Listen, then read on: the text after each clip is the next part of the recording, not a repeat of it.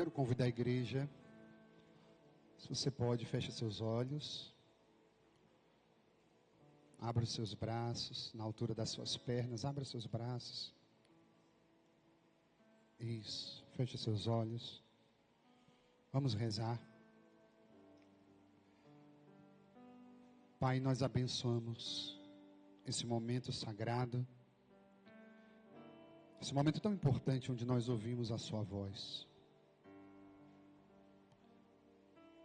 Nós acolhemos a tua graça, nós recebemos, Senhor, o teu Espírito Santo hoje. Obrigado porque o Senhor nos enche espiritualmente. Obrigado porque a tua graça é derramada sobre as nossas vidas hoje. Assim como aqueles discípulos, Senhor, o jovem rico na semana passada, também nós que aqui estamos, buscamos um meio de encontrar o reino dos céus. Talvez o nosso coração hoje não deseje aquilo que aqueles dois homens pediram, que é sentar um ao teu lado direito e ao teu lado esquerdo. A nós basta no Senhor a graça de ver a tua face. Nós esperamos o dia, Senhor, em que o Senhor vai nos chamar e nós vamos encontrar o Senhor. Tudo aquilo que é falta dentro de nós será preenchido. Tudo aquilo que é carência dentro de nós será preenchido. E é por isso que nós aqui estamos, Senhor, para receber esse amor. E a cada domingo que passa, o Senhor preenche mais o nosso coração. Obrigado, Pai do céu, porque o Senhor no fundo está preparando a cada um de nós para um dia chegar no reino dos céus. E vai ser maravilhoso. Vai ser maravilhoso.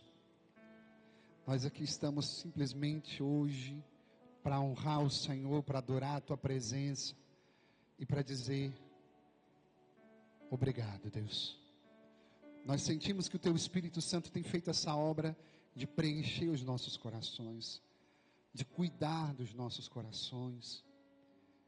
Senhor, é isso que nós estamos vivendo mesmo, dia após dia. A tua graça não só alimenta, mas nos direciona, nos dá força, Senhor, para cada vez mais te agradar. Obrigado pela palavra de hoje, que é uma palavra tão madura, uma palavra tão firme, tão segura e tão cheia da tua revelação. Nós acolhemos, Senhor, tudo isso com gratidão, em nome do Pai, do Filho e do Espírito Santo. Amém. Um dia um padre resolveu oferecer a Deus o maior de todos os presentes. Sabe aquela história de que você chega e diz assim: um dia eu vou deixar uma marca no mundo. Um dia eu vou deixar uma marca. Seja por um filho que eu vou ter e vou educar, seja por uma obra que eu vou construir, um livro que eu vou escrever. Alguma coisa você pensa ou já pensou em fazer para deixar registrada a tua passagem por esse mundo? Pois bem, aquele sacerdote então resolveu deixar o cálice. E aí ele começou a fazer uma campanha. E ele disse: olha, por favor, quem puder, tragam ouro, os brilhantes, os diamantes que vocês têm, nem usam mais, tragam para a gente oferecer a Deus. E você imagina, as pessoas de boa vontade começaram a trazer, e a trazer muito. E ele recebeu tanto ouro, que ele disse: que bom. E ele recebeu tantos brilhantes, tantas pedras, diamantes. E ele falou: tá bom, mas está faltando alguma coisa. E aí numa viagem que ele teve para o México, ele encontrou uma senhora muito rica. E essa senhora tinha muitos diamantes. E esse sacerdote disse: olha, eu estou fazendo um cálice para honrar a Deus. Eu estou precisando de uma pedra importante. E a senhora mostrou toda a coleção, mas tinha uma pedra muito grande. e a senhora disse: essa é a mais especial que eu tenho. Estava dentro de uma caixa toda protegida, e o sacerdote disse: é essa que eu preciso. Sabe o que aconteceu? A senhora doou aquela pedra. Depois de um tempo, o cálice pronto, ele convidou toda a comunidade para ver a obra de arte, e de fato era belíssimo. Mas aquela senhora lá do México pegou um avião, foi até a Itália para ver essa obra de arte. E aquela senhora olhava, rodeava, e dentro dela começava a bater aquele sentimento de frustração, de decepção, de tristeza. Porque ela via os brilhantes, ela via tudo, mas faltava a peça, a principal, a que ela tinha doado, aquela tão grande. E quando o padre chegou, então, aquela senhora disse: sacerdote, eu estou muito triste. O que é que o senhor fez com a pedra que eu te dei? Uma pedra tão grande e valiosa. O senhor não colocou no cálice. Como que o senhor fez isso? E o sacerdote disse: não, calma, eu coloquei. Mas, como tudo que nós fizemos foi para Deus, a pedra mais importante, mais preciosa, eu coloquei por baixo do cálice, onde ninguém poderia ver, mas só o Senhor saberia que ali estava. Essa lição daquele sacerdote foi uma lição tão importante para cada um de nós. Por quê? Porque assim também como Tiago e João, também nós podemos correr o risco de querer desejar sempre mais. E eles queriam a glória. Sabe, meus amados irmãos e irmãs, a gente deve oferecer a Deus tudo que é mais precioso. E hoje, falando sobre o serviço, Deus nos convida a percorrer 3 momentos da nossa vida espiritual. É um itinerário de fé. Esse itinerário foi criado pelo Henry Nouwen, um espiritualista americano, que diz que a vida cristã assume a metáfora do cálice, de 3 momentos, em que eu seguro o cálice, em que eu levanto o cálice, em que eu consumo, em que eu bebo o cálice. Todos nós, em algum momento, passamos por esses estágios. Mas o primeiro deles é segurar o cálice. E posso dizer uma coisa? Leva tempo para a gente ter essa capacidade. Número 1, eu seguro o cálice, queridos irmãos e irmãs. Por quê? Porque eu assumo uma vida com Deus. Segurar o cálice significa o primeiro degrau da sua vida de fé, o primeiro degrau da vida de santidade, o momento em que eu tenho a capacidade de assumir a responsabilidade de uma vida com Deus. Concretamente, eu sou capaz de segurar o cálice quando eu aceito a minha missão de vida, quando eu aceito a minha missão pessoal. Isso significa que todos nós, em algum momento da vida, precisamos fazer isso. Reconhecer quem eu sou e tomar a responsabilidade, o controle sobre a minha vocação, sobre o propósito da minha vida. Não simplesmente saber que eu vou nascer, eu vou crescer, eu vou reproduzir, um dia eu vou morrer. Não é só isso. Mas eu tenho responsabilidades e eu seguro o cálice quando eu tenho essa graça de assumir a vida como um todo. Isso é mais importante ainda, porque, olhe para o sacerdote. Também nós, quando nos deparamos com tantos desafios, às vezes a gente assume a vida de forma parcial. A gente não quer entrar em determinados conflitos, ou muitas vezes a gente não quer perpassar por dores que nós precisamos enfrentar. Quando eu assumo o cálice da minha vida, eu assumo a minha missão, o meu propósito de vida, a minha vida com o Senhor, mas eu assumo também a vida como um todo. Eu sei que na minha vida eu terei alegrias conjugadas com tristezas. Quando eu seguro o cálice, eu sou capaz de enfrentar as realidades mais difíceis. E posso dizer, isso aqui é muito profundo. Se você desejar receber, você pode receber. Mas senão vai passar direto. Enfrentamos dentro de nós realidades que muitas vezes nos acomodamos e dizemos: eu sou assim mesmo, não vou dar conta. Mas quando a gente assume segurar o cálice, nós conseguimos enfrentar as realidades mais íntimas e dizer para nós mesmos: eu sou capaz de ressignificar, de cuidar, de rever tantas coisas que estão aqui dentro, que muitas vezes são doloridas mesmo, que muitas vezes a gente não quer encarar. Mas eu quero dizer, para um pouquinho. Quando você quer assumir a sua vida, o controle de ser uma pessoa responsável, que serve a Deus, que busca viver com Ele, você é capaz de enfrentar essas realidades que estão aqui, encará-las e vivê-las com coragem. Quando eu seguro o cálice, eu sou capaz, queridos irmãos e irmãs, de reconhecer as minhas limitações, mas também perceber que eu tenho dons. Eu gosto de dizer isso, sabe por quê?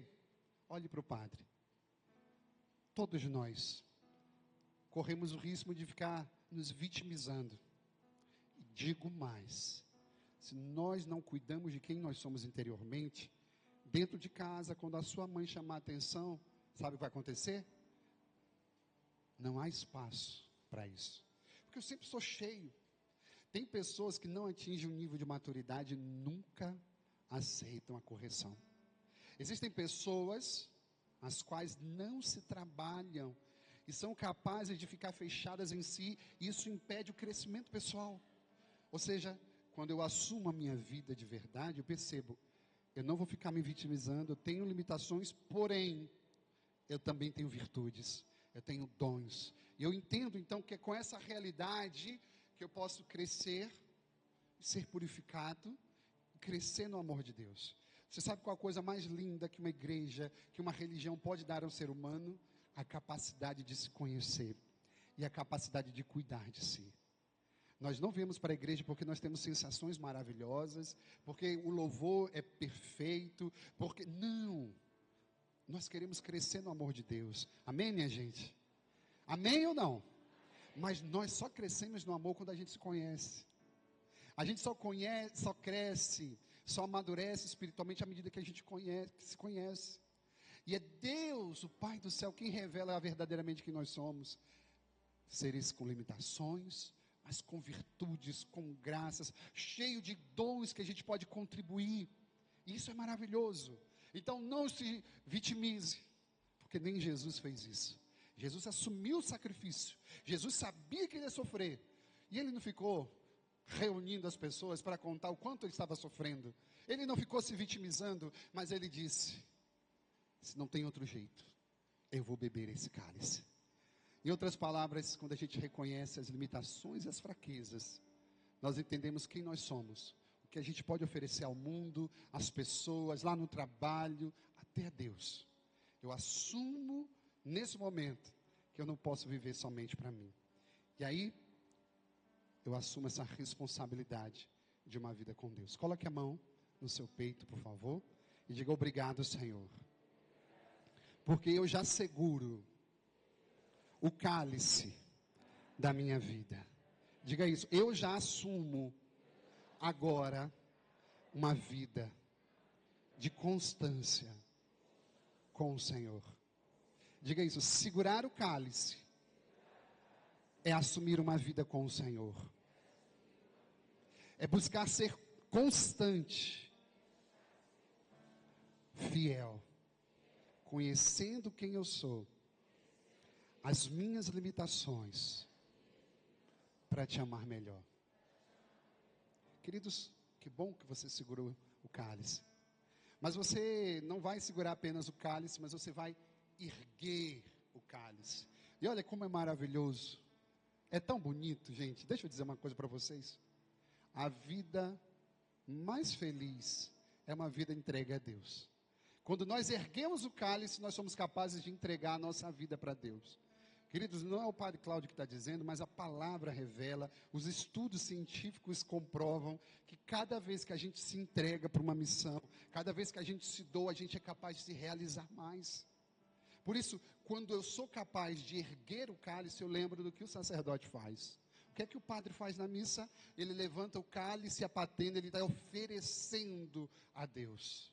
Ou seja, em outras palavras, eu ergo o cálice da minha história. Eu ergo o cálice da minha vida, quando eu sou capaz de entregar o que eu sou. Nós falamos que eu não quero viver mais para mim, no primeiro momento. Eu seguro o cálice quando eu não quero mais viver para mim, ok? Então, erga o cálice. Quando você ergue o cálice da sua vida, você percebe, eu sirvo para alguma coisa, além de cuidar de mim mesmo. Amém, igreja? Eu sirvo para alguma coisa, além de cuidar só da minha casa e do meu trabalho. A minha vida tem um propósito de abençoar a vida de outras pessoas. Olha que coisa linda. Diga isso agora, compadre. A minha vida tem um propósito de abençoar outras vidas. Não importa onde você vai se meter. Não importa onde Deus te colocou, onde Ele vai te colocar. Tudo que Ele fez para você. Não é que para você ser só para si. É para você ser e transbordar para os outros. Concretamente, queridos irmãos e irmãs, eu sou capaz de erguer o meu cálice e de oferecer a Deus a minha própria vida. Eu ofereço a Deus. E sabe dizer uma coisa? Essa palavra é uma palavra tão fora de moda hoje em dia. Oferecer a Deus a própria vida. Quem quer oferecer alguma coisa, minha gente? Um dia eu ouvi uma palavra tão triste de uma pessoa que dizia assim, olha, se eu doar alguma coisa, é porque já não me serve mais. Porque se a maçã estiver podre, eu sou capaz de doar. Mas caso contrário, eu não dou nada. E posso dizer, o mundo ensina isso. O que é que o mundo ensina? Farinha pouco, o meu pirão primeiro. E aqui diante de nós está aquele que se ofereceu. Jesus, por cada um de nós. Concretamente, eu ergo o cálice quando eu sou capaz de oferecer a minha própria vida. E entregar com um ato de liberdade. Sabe por que a liberdade? Porque a liberdade é a única coisa que a gente pode dar a Deus. Se vocês perguntam ao Padre Cláudio qual é o momento mais importante do Antigo Testamento, eu vou dizer. Quando Deus chamou Moisés e disse, Moisés, avisa o teu povo que ninguém vai me servir. Eles só vão me servir depois que eles forem livres. Deus então liberta o povo da escravidão, passam pelo Mar Vermelho e diz, agora sim, quem quiser me serve. Quando o templo de Jerusalém foi destruído, sabe quem foi servir a Deus? Uma pequena comunidade, chamados pobres de Deus, os anauíns. Sabe por quê? Porque eles sim disseram, eu tenho toda a riqueza que eu tenho. Eu não preciso ficar aqui nessa terra, no exílio. Eu vou servir a Deus. Nós erguemos o cálice e servimos a Deus, queridos irmãos e irmãs, quando a gente tem liberdade. Em outras palavras, eu sou capaz de assumir uma consagração, que é um ato que os religiosos fazem. Às vezes você pode pensar assim, uma religiosa, ela morre para o mundo e vive inteiramente para Deus. O sacerdote, o consagrado, é a mesma coisa. Talvez você nunca passe por um rito de ordenação, mas Deus quer que você consagre o seu coração. Sabe qual a forma mais bonita de consagrar o coração? Quando ninguém precisa ver. Até porque a missa aqui, verdadeira, começa quando a gente sai. Todo mundo lembra, quem não lembra aprende, qual era a última frase da missa em latim. O padre dava a bênção e dizia, it missa est. Significa, agora começou de verdade a missa. Quando sai da igreja é que começa o culto. Quando você sai da igreja é que você é capaz de se consagrar. Não são com as roupas que você usa, mas é com a sua vida. Você está lá no trabalho, você honra a Deus, fazendo bem feito o seu trabalho, sendo uma pessoa ética, uma pessoa justa, que não comunga com o que é errado. Amém, minha gente? Quando você está na universidade, quando você está no lazer, e você não esquece quem você é. Por último, o padre quer lembrar, eu sou capaz de beber, é o terceiro ponto, eu vou beber o cálice, eu vou consumar o cálice. E esse ato de consumar o cálice, número 3, nos diz uma coisa. Olhe para o padre está terminando aqui agora com esse momento, é o momento mais precioso para a gente. Sabe por quê? Porque aqueles que conseguem chegar nesse nível têm uma amizade profunda com Deus. Eu queria que você botasse a mão no seu coração e dissesse, muito obrigado, Senhor. Eu queria ouvir toda a igreja, diga, obrigado, Pai, porque eu estou bebendo o cálice. Obrigado, meu Senhor e meu Deus, Porque eu estou imitando a Jesus. Porque eu sou capaz de me identificar com o próprio Jesus. Olhe para o Padre. Em outras palavras, o que é que Jesus disse para os dois irmãos? Meu filho, se você quer entrar no reino de Deus, você vai se esvaziar e você vai precisar ser batizado no meu batismo e beber o meu cálice. Jesus estava falando do batismo do sacrifício e da dor, de morrer para o mundo e nascer para Deus, e ele estava dizendo que nós iríamos beber o cálice da dor, do sofrimento. Olha, minha gente, que segredo para nós cristãos, que segredo maravilhoso. Todo mundo enfrenta o sofrimento, mas aqueles que não têm a verdade do Evangelho se esmurecem e ficam com uma vida pesada, uma vida pesarosa, preta e branca. Misericórdia, Senhor, que não aconteça isso sobre nós. Mas aqueles que enfrentam o sofrimento sem a presença de Deus, envelhecem, adoecem, ficam caducas com as suas próprias riquezas e pensamentos. Mas olhe para o Padre, já que todo mundo precisa sofrer e passa por esse mundo experimentando sofrimento, a gente precisa bem dizer a Deus. Por quê? Porque o cristão é capaz de segurar o cálice, de oferecer a Deus o cálice de sua vida e de consumir até o fim. Deixa eu dizer uma coisa para você. O que é que Jesus fez e aquele homem falou lá nas bodas de Caná? Multiplicou o vinho. E aquele homem disse o quê? Jesus, o Senhor guardou o vinho melhor para o final da festa. Sabe o que eu quero dizer, minha gente? Que todas as vezes que você religiosamente consumir, não resmungar do seu sofrimento, mas for capaz de com dignidade vivenciá-los, você estará bebendo o vinho melhor. Ele guarda o vinho bom por último. Sabe por quê? Porque Ele quer nos dar essa graça de vivenciarmos aquilo que a Bíblia diz: o seu cálice transborda, mas transborda de alegria. Sabe o que significa? Nós somos todos abençoados, porque nós temos sentido em tudo aquilo que nós fazemos. Ei, mãe, está doendo? Está triste? Está passando pela prova? Segura firme. Ei, pai, não sabe o que vai fazer com as contas no final do mês? Não sabe mais da onde tirar? Ei, você está passando pela prova, está sozinho, sem falar nada para ninguém. Aí eu digo para você, não perca nenhuma gota do seu sofrimento. Porque, queridos irmãos e irmãs, nós recebemos essa graça de sabermos canalizar o nosso sofrimento.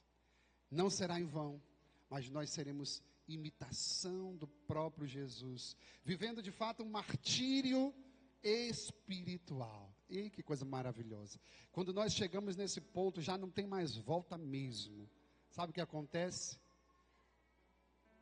Tem uma cirurgia, vai fazer, não é? O remédio parece que não está fazendo efeito, não é? Está vivendo deserto espiritual.